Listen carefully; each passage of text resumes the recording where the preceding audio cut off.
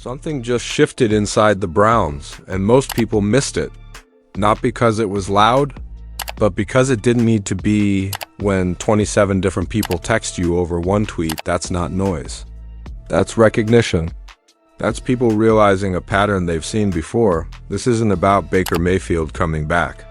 It's not about nostalgia, and it's definitely not about relitigating old arguments. This is about trust.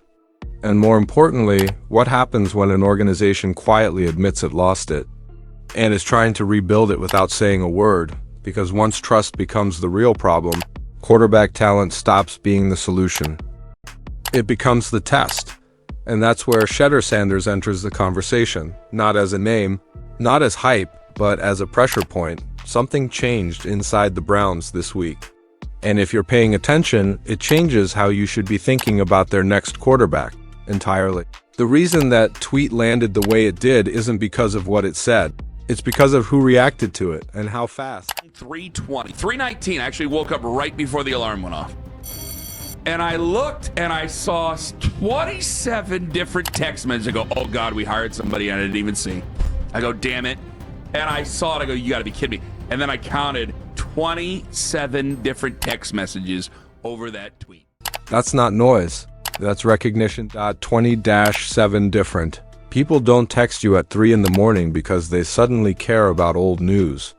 They do it because something poked a nerve that never fully healed. Something unresolved. Something familiar, and that's the part most people miss when they frame this as Baker again. This isn't Baker again. This is Cleveland reacting to recognition. Because Browns fans and people close to the organization have lived inside this cycle long enough to recognize the moment when a story stops being about performance and starts being about trust. Go back to how this all fell apart the first time. It wasn't one bad game. It wasn't one press conference. It wasn't even one injury. It was erosion. Quiet, slow erosion between quarterback and coach, quarterback and front office, organization, and its own identity. And once that erosion hit a certain point, everything became transactional. Conversations became guarded. Messages stopped being sent. Trust stopped being assumed. That's what people felt again when they saw that. Tweet. Not, we miss Baker, but we've seen this movie, because Cleveland didn't just lose a quarterback, they lost alignment. And alignment is the only thing that lets an NFL organization survive the inevitable chaos that comes with injuries, losses, and pressure. When alignment is gone, every decision feels louder than it should. Every rumor feels heavier. Every quarterback debate turns into a referendum on leadership. That's why the reaction wasn't split down. Clean lines of pro-Baker versus anti-Baker. Some of the same people texting hate him. Some still defend him. But they all reacted.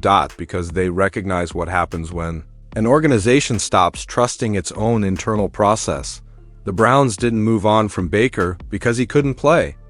They moved on because they couldn't coexist. And once that line is crossed, talent stops mattering as much as people think.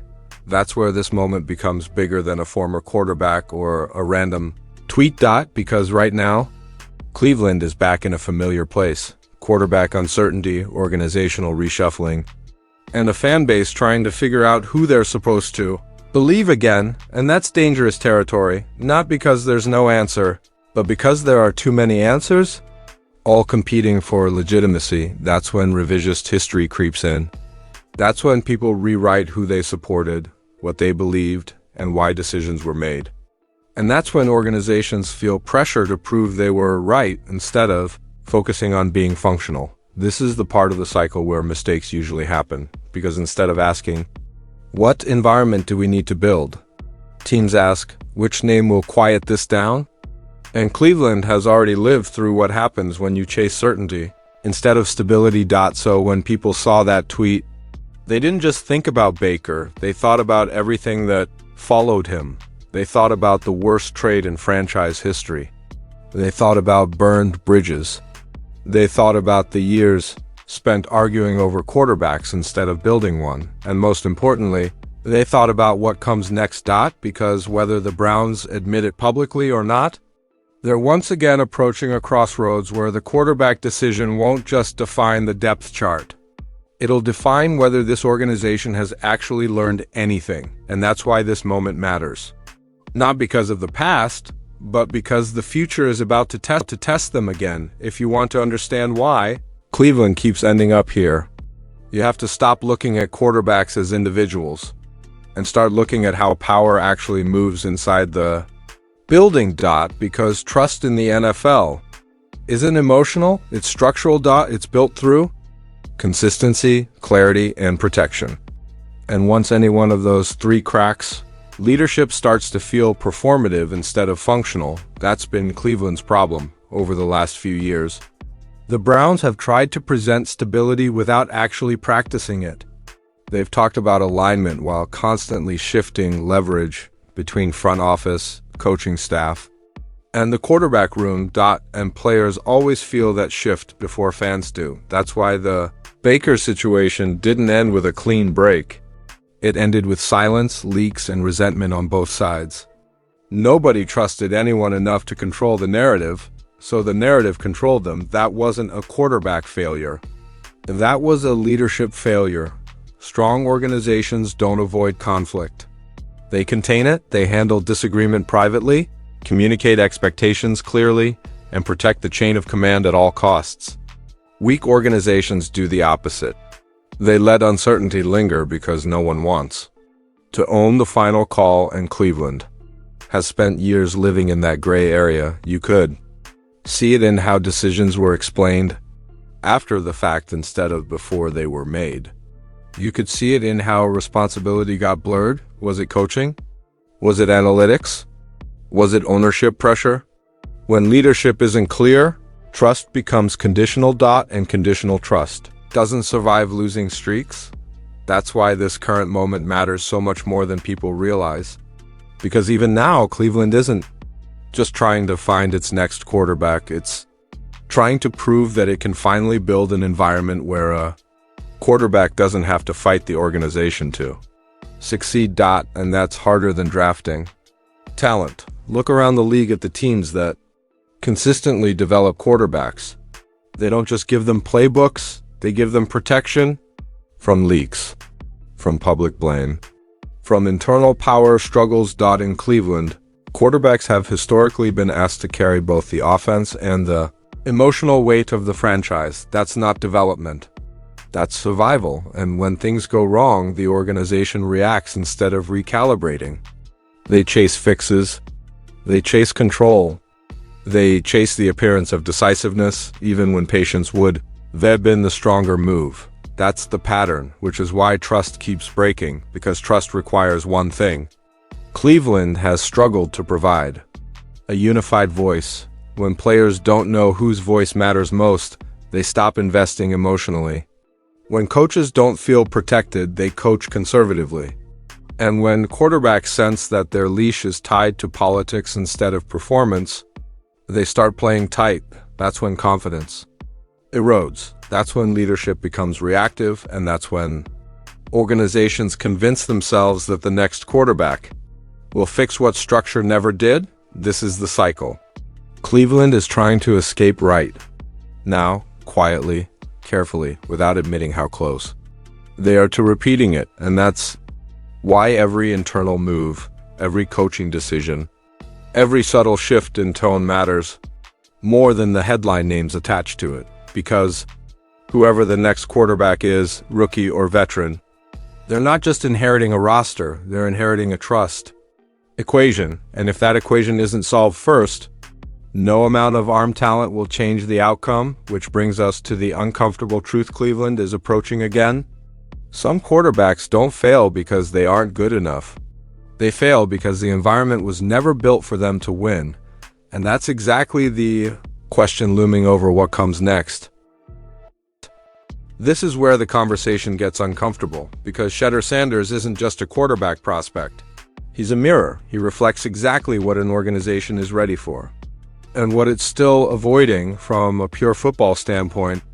Shedeur checks boxes Cleveland hasn't had in a long time: composure under pressure, command of the offense, and an understanding that quarterbacking is as much about managing chaos as it is about throwing the ball, but that's not the real question. The real question is whether Cleveland is prepared for everything else that comes with him, because Shedeur doesn't arrive quietly. He arrives with expectation, scrutiny, and a built-in spotlight, not just because of his last name, but because of how he carries himself.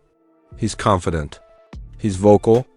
He's comfortable being evaluated in public. And that's where the risk lives, not in his arm, not in his accuracy, but in how an organization responds when the quarterback is strong enough to have a presence of his own. Cleveland's history suggests that's been a problem. They've struggled when quarterbacks become brands, when narratives grow faster than structure, when the media conversation starts influencing internal dynamics instead of the other way around. And Shedeur would test that immediately, because if he's drafted, the Browns wouldn't just be developing a player, they'd be managing an ecosystem. One where every decision gets second-guessed, every silence gets interpreted, and every leadership misstep becomes louder than it should be. That requires maturity at the top. It requires an organization that's comfortable setting boundaries and then enforcing them without leaking, without posturing, without insecurity, and Cleveland is still proving whether it can do that. The upside is obvious. If the environment is right, Shedeur could thrive. His mental toughness would allow him to weather early losses. His confidence would stabilize the locker room.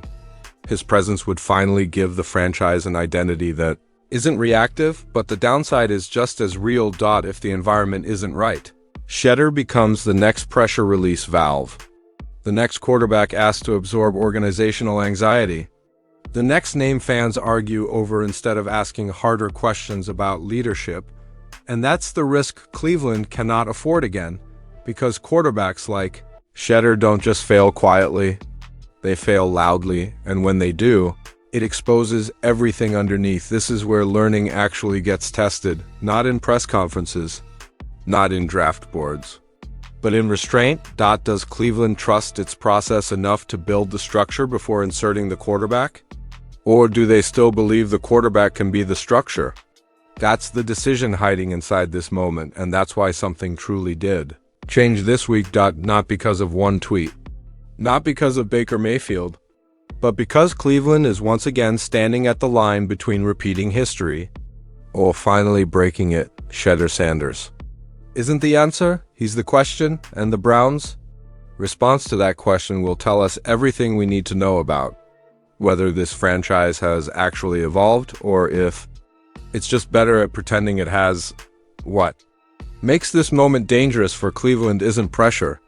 Pressure is normal in the NFL. It's familiarity, because they've been here before, standing right at the edge of a quarterback decision that feels bigger than football, a decision that's really about identity, patience, and whether they trust themselves enough to slow down. If the Browns get this right, nobody will praise the restraint, nobody will clip the silence, nobody will celebrate the structure. But if they get it wrong, we won't need hindsight to explain it. We'll recognize it instantly, because the warning signs aren't hidden anymore. They're patterns, and the next quarterback, whether it's Shedeur Sanders or someone else, won't define this franchise. He'll reveal it.